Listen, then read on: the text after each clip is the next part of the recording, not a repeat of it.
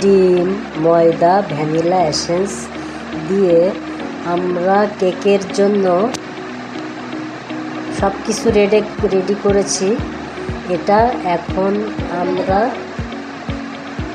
ওভেনে দিয়ে এটা 160-এ দিয়ে 45 মিনিট দিয়ে আমরা গরম করব, তাহলে আমাদের কেকটা হয়ে যাবে।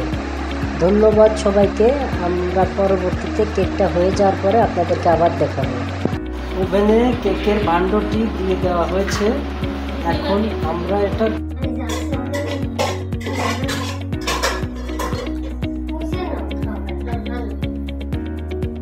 আপনারা দেখতেই পাচ্ছেন যে কেকটা অনেক সুন্দর হয়েছে।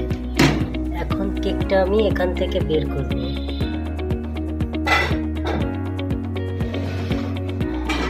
কেকটা খুবই মারাত্মক ফুলেছে, দেখতেই সুন্দর লাগে।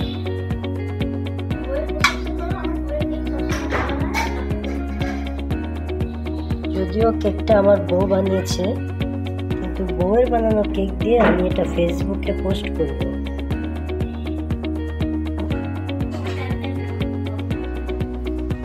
কেকটা দেখতে খুবই সুন্দর হয়েছে। আর তুমি কেকটা তো আমি এমন ভিডিও দেখি বুঝতেই পারবে না কি ভিডিও দিচ্ছি।